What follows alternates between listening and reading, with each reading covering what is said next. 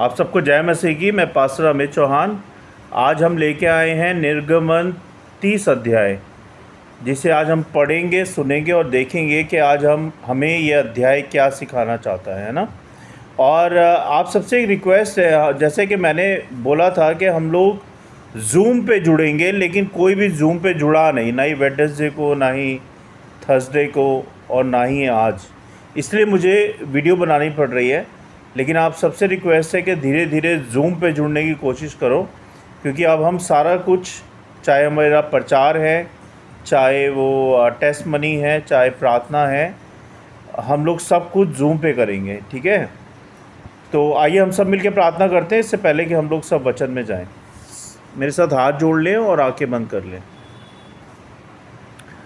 सर्वशक्तिमान हमारे पिता परमेश्वर, राजाओं के राजा प्रभु यीशु, हम धन्यवाद देते हैं इस समय के लिए कि आपने ये समय दिया कि हम आपके वचन को खोले, पढ़ें, सुने और सीखें। प्रभु जी, हमारी सहायता करें प्रभु कि हम आपके वचन को सीख पाएँ, समझ पाएँ और आपके वचनों पे हम चल पाएँ। प्रभु जी, शैतान की देखी अनदेखी शैतानी शक्तियों को हमारी वीडियो सभा से, हम सब से दूर करें परमेश्वर, जिससे कि हम अपना ध्यान, हमारा मन, हमारा फोकस आपके वचन की ओर लगे और आपकी ओर लगे। प्रभु, हमारी सहायता करें कि हम दिन प्रतिदिन आपके करीब आते जाएं प्रभु, और आपके वचन में बढ़ते जाएं परमेश्वर।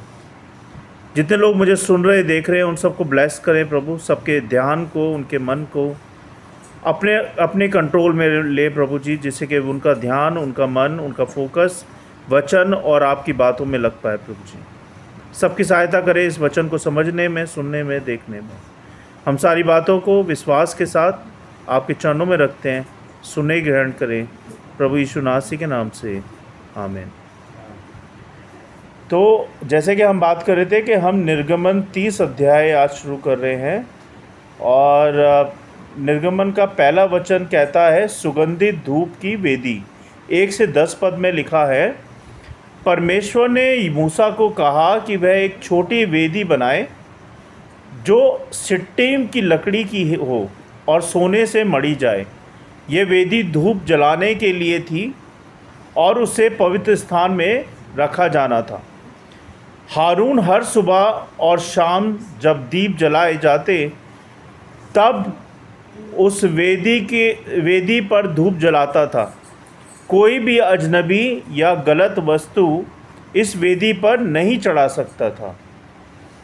अब इस पद का मतलब क्या है? इस पद का मतलब है, प्रार्थना परमेश्वर के सामने धूप की तरह होती है ना।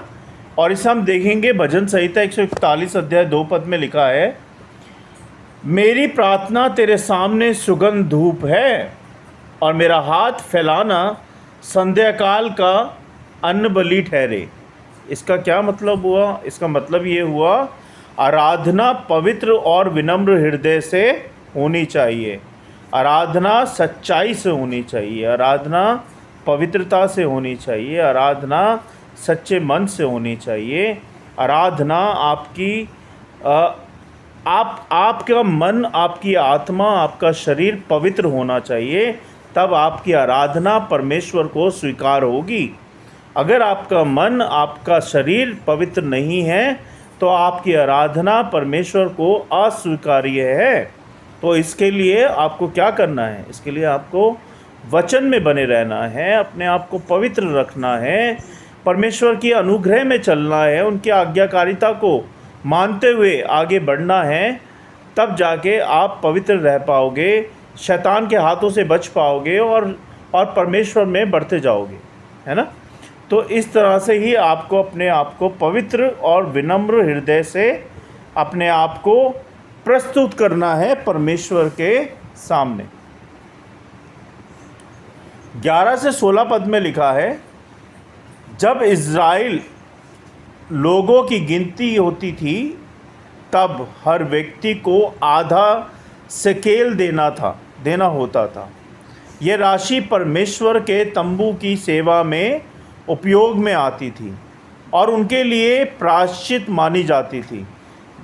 समझ गए आप? ये पद में लिखा हुआ है, और इसकी जो लर्निंग है, ये पद हमें जो सिखाना चाहता है वो ये है कि हर व्यक्ति की आत्मा की कीमत परमेश्वर के सामने एक समान होती है, चाहे वो प्रधानमंत्री हो, चाहे वो राष्ट्रपति हो, चाहे वो कंगाल हो, चाहे वो राजा हो।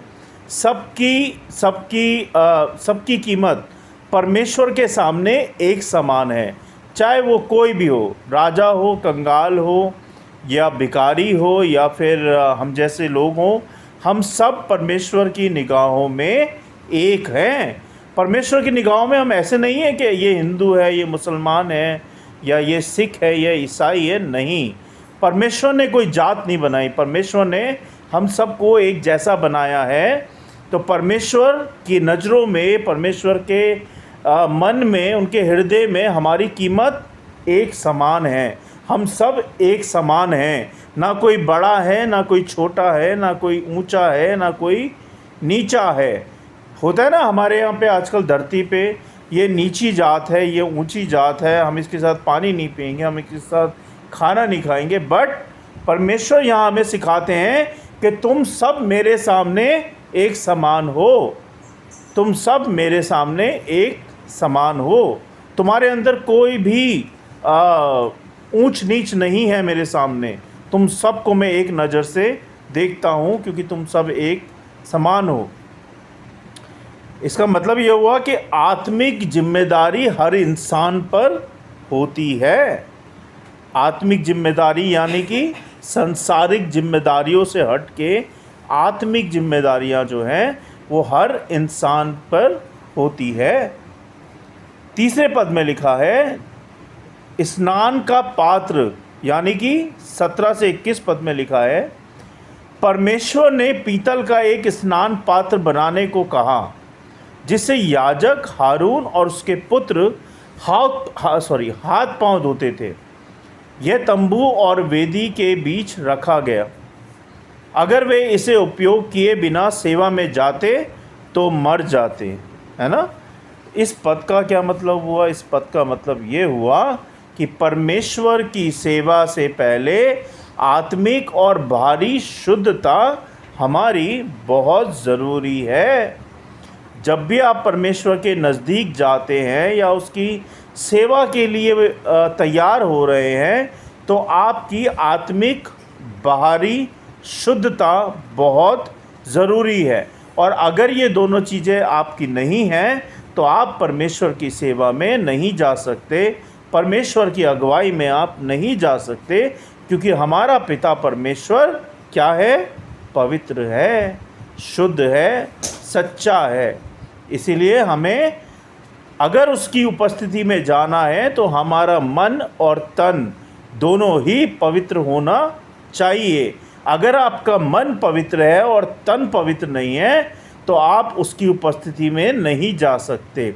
जैसे कहते हैं ना, पतीला अंदर से गंदा है और बाहर से साफ़ है तो आप खाना नहीं बनाओगे। ऐसे ही हमारा तन और मन दोनों ही पवित्र होना चाहिए जब हम परमेश्वर की उपस्थिति में जाने के लिए तैयार होते हैं। मैं उम्मीद करता हूँ कि आप लोगों को ये समझ में आ रहा होगा।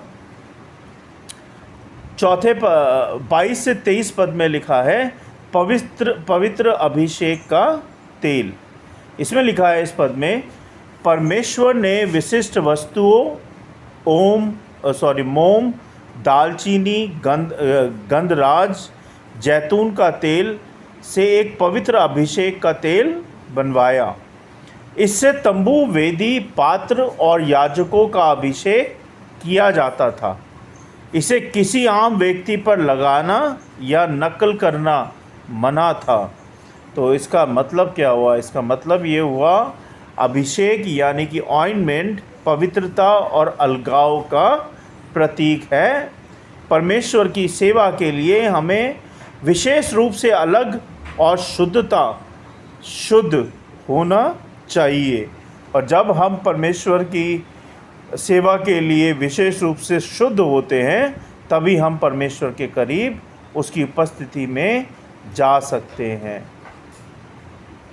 34 से 38 पद में लिखा है सुगंधित धूप, यानी कि परमेश्वर ने धूप बनाने की विधि भी बताई और सुगंधित गंध द्रव्य जैसे लबान, गंधराज और लोबान मिलाकर एक मिश्रण तैयार किया गया। यह केवल परमेश्वर की उपस्थिति में जलाने के लिए होता था। किस लिए होता था? उनकी उपस्थिति में जलाने के लिए होता था। इसका निजी उपयोग वर्जित था, क्योंकि यह परमेश्वर के भक्ति के लिए, उनकी आराधना के लिए उपयोग होता था, इसलिए इसको कोई पर्सनल यूज़ नहीं कर सकता था।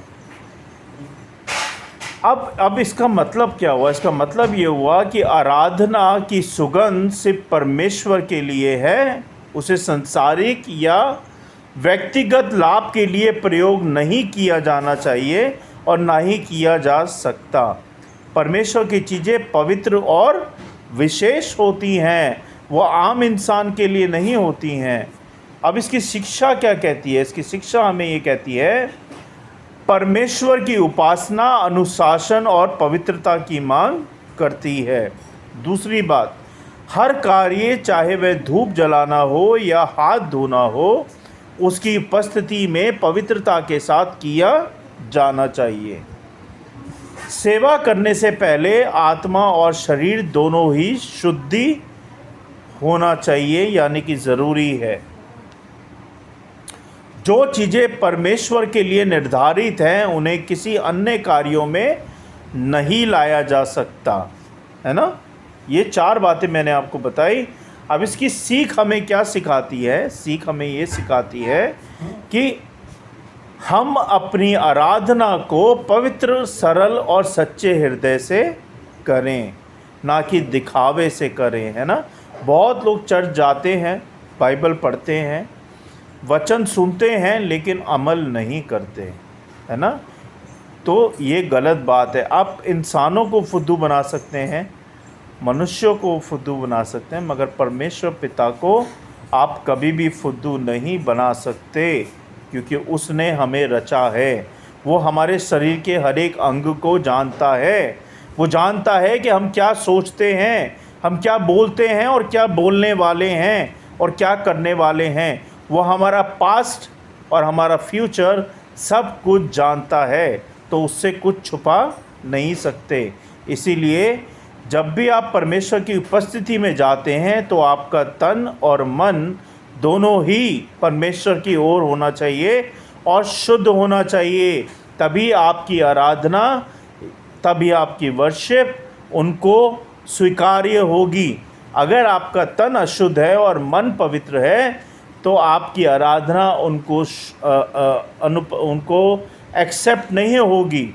तो ध्यान रखें, जब भी आप परमेश्वर की पवित्रता में, उनके अनुग्रह में या उनके भवन में जाते हैं या वचन को पढ़ते हैं, तब आपकी आत्मा और आपका तन और मन दोनों शुद्ध होना चाहिए। तभी आप परमेश्वर की सेवा में जा पाएंगे। हम अपनी आराधना को पवित्र, सरल और सच्चे हृदय से करें। सच्चाई भी बहुत ज़रूरी है आपकी आराधना के अंदर। प्रार्थना और सेवा में अनुशासन तथा आदर का भाव रखें। जो कुछ भी हम परमेश्वर के लिए करते हैं वह केवल उसी के लिए है हो, बिना किसी स्वार्थ के, है ना। आजकल हम स्वार्थ बहुत ढूंढते हैं, चाहे वो प्रार्थना हो, चाहे वो चर्च हो।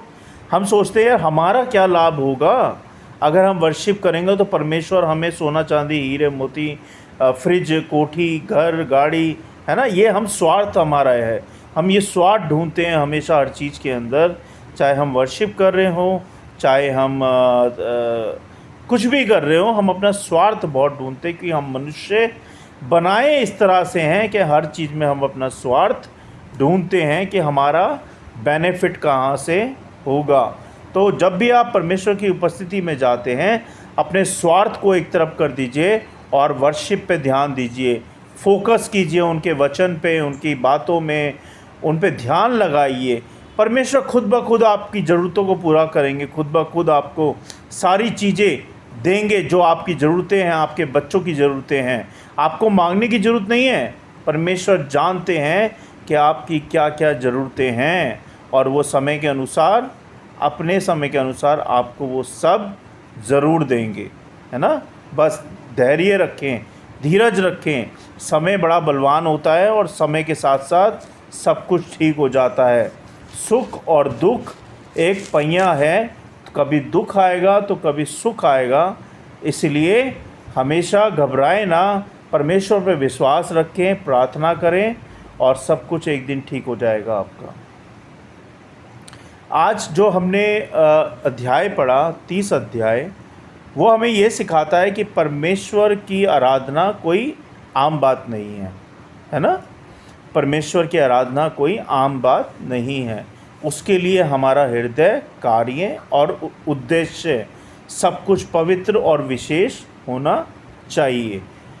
इस अध्याय में बताए गए हर निर्देश, जैसे कि धूप, तेल, स्नान, धन, सब ये दर्शाते हैं कि परमेश्वर की सेवा में अनुशासन, आदर और पवित्रता का विशेष स्थान है। उसका आप ज़रूर ध्यान रखें। परमेश्वर के वचन को पढ़े जाने और सुने जाने पर आशीष दें। मैं उम्मीद करता हूँ भाइयों बहनों कि आप लोग सीख रहे हैं। अगर आपकी कोई पर्सन है, क्वेश्चन है, तो आप मुझे टेक्स्ट करके पूछ सकते हैं, मैं आपको ज़रूर सहायता करूँगा। और अगर मुझसे कोई गलती हो गई है तो मुझे बताएं, मैं उसको करेक्ट करूँगा, क्योंकि मैं भी इंसान हूँ। मैं अगर आपको सिखा रहा हूँ या आपको टीचिंग दे रहा हूँ तो मैं भी खुद सीख रहा हूँ, है ना। तो कुछ गलती हो गई हो तो मुझे माफ़ कीजिएगा और मुझे सजेस्ट करें कि आप इसको और अच्छे तरीके से कर सकते थे, तो मैं उसको ज़रूर इम्प्रूवमेंट करूँगा।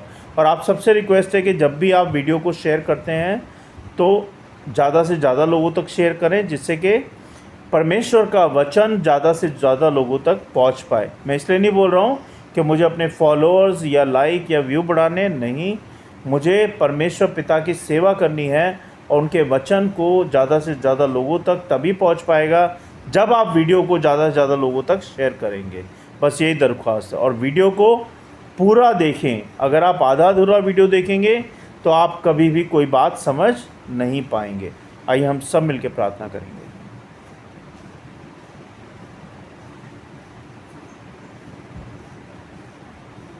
धन्यवाद पिता परमेश्वर, राजाओं के राजा, प्रभु यीशु, हम धन्यवाद देते हैं कि आपने अपने वचन को हमारे सामने खोला, हमें पढ़ाया, हमें सिखाया कि हम कैसे आपकी सेवा के लिए रेडी हों, तैयार हों। प्रभु जी, होने दे प्रभु कि हमारा तन, हमारा मन हमेशा शुद्ध रहे, जिससे कि हम आपकी पवित्रता में, आपकी अगुवाई में आ पाएँ। प्रभु जी, हमारे फोकस को, हमारे ध्यान को अपनी ओर लगाएं और हमारी सहायता करें प्रभु कि दिन प्रतिदिन हम आपके वचन में, आपकी महिमा में, आपके अनुग्रह में बढ़ते जाएं प्रभु जी। और इस वचन की रखवाली करें प्रभु, ये करोड़ों गुना फैले इस वीडियो के द्वारा परमेश्वर। और जो लोग मुझे सुन रहे हैं, देख रहे हैं, उन सब के परिवारों को, उनको सबको ब्लेस करें प्रभु। अगर किसी के घर में कमी घटी है तो उसको यीशु नासी के नाम से पूरा करें परमेश्वर। अगर किसी के पास जॉब नहीं है तो उसको जॉब दें प्रभु जी। किसी के पास खाने को नहीं है तो उसको खाने को दें परमेश्वर। अगर कोई दुख तकलीफ़ में है, बीमार है, वो तो वो यीशु नासी के नाम से बिल्कुल चंगा हो जाए प्रभु जी। सबकी सहायता मदद करें मेरे प्रभु, और इस संसार की भी मदद करें प्रभु कि इस संसार को चलाने वाला जो राजा है, जो प्रधानमंत्री है, उसको भी सही बुद्धि समझ ज्ञान दे प्रभु कि वो सही तरह से इस देश को चला पाएँ और हर एक गरीब की, मजलूम की सहायता मदद दे पाएँ प्रभु जी। जो भी गरीब हैं, भूखे हैं, मोहताज हैं प्रभु, उन सबको खाना दे परमेश्वर, सबको पहनने को दे, सबको रहने को दे प्रभु जी। सबकी सहायता मदद करें प्रभु। सबके बच्चों को, परिवार को रक्षा दें प्रभु जी, रक्षा प्रदान करें प्रभु जी, और सबकी रक्षा करें परमेश्वर। जो बच्चे पढ़ रहे हैं, लिख रहे हैं प्रभु, उनके एग्ज़ाम में, उनके पढ़ाई लिखाई में, उनके जीवन में, उनके फ्यूचर में सहायता मदद करें प्रभु कि वो खूब पढ़े लिखें और अपने माँ बाप का नाम रोशन करें प्रभु जी। सबकी सहायता मदद करें। आज जब मेरा भाई आया प्रभु इस घर में प्रभु, तो इसके लिए धन्यवाद प्रभु जी। इसके परिवार को, इसके कामकाज को आशीष बरकत दे परमेश्वर। इसके घर में आशीष बरकत दे प्रभु जी, और इसके कामकाज में आशीष बरकत दे। इसके बच्चों को, परिवार को संभाले और पूरे कुनबे को संभाल के रखे प्रभु जी। पूरे परिवार को संभाले प्रभु। मेरे बच्चों को जैसे आज तक आपने संभाला है प्रभु, आगे भी और संभाले प्रभु जी। इनके जीवन को संभाले प्रभु। हर बुरे मार्ग से इनको हटाएं प्रभु जी, सही मार्ग पे लेके चलें परमेश्वर। इनको सही मार्गदर्शन दे प्रभु जी और इनकी सहायता मदद करें। मैं बहुत बहुत धन्यवाद देता हूं प्रभु जी आज की टेस्टमनी के लिए, कि आपने स्कूटी को बंद नहीं होने दिया प्रभु। क्योंकि कई बार स्कूटी बंद हुई है आधे पानी में डूब के, लेकिन आज बंद नहीं हुई प्रभु जी, इसके लिए धन्यवाद परमेश्वर। खानपुर से लेकर संगम विहार के घर तक आपने स्कूटी को बंद नहीं होने दिया प्रभु, क्योंकि मैं आपका नाम जप रहा था प्रभु कि कहीं स्कूटी बंद ना हो जाए, और स्कूटी बंद हो गई तो मुझे पैदल पानी से, गंदे पानी से जाना पड़ेगा प्रभु। लेकिन आपने मुझे शर्मिंदा नहीं होने दिया प्रभु, आपने मुझे पैदल नहीं चलने दिया प्रभु, इसके लिए धन्यवाद परमेश्वर। आपकी जय हो प्रभु, आपकी जय हो, क्योंकि आप सच्चे हैं, आप सच्चे खुदा हैं। आप ही सत्य, आप ही मार्ग और आप ही जीवन है। आप इस सृष्टि के रचयिता हैं और आप ही अन्नदाता हैं प्रभु जी। आप ही हमारे घर के परमेश्वर हैं और आप ही हमारे प्रभु हैं प्रभु। बहुत बहुत धन्यवाद प्रभु, अभी तक संभालने के लिए, मुस्कान के एडमिशन के लिए, नर्सिंग के लिए, माही के पढ़ाई के लिए, निक्कू के लिए, और इसके लिए हर्षित के लिए, पुष्पा के लिए, सुलेखा के लिए, सब के लिए धन्यवाद प्रभु जी। मोनू और वंदना के लिए धन्यवाद प्रभु जी। कमलेश के लिए धन्यवाद प्रभु कि आज साल गिरा है, 20 साल पूरे किए आपने प्रभु, इसके लिए बहुत बहुत धन्यवाद प्रभु जी। जैसे आपने आज तक हमें जोड़े रखा है प्रभु, आगे भी जोड़ के रखे प्रभु, इन संबंधों को और पक्का करें परमेश्वर, और सहायता मदद करें। सारी बातों के लिए धन्यवाद प्रभु। मैं सारी बातें विश्वास के साथ और इन वचनों को और हम सबको आपके हाथों में सौंपता हूँ, आप देके संभाले प्रभु यीशु नासरी के नाम से, आमीन।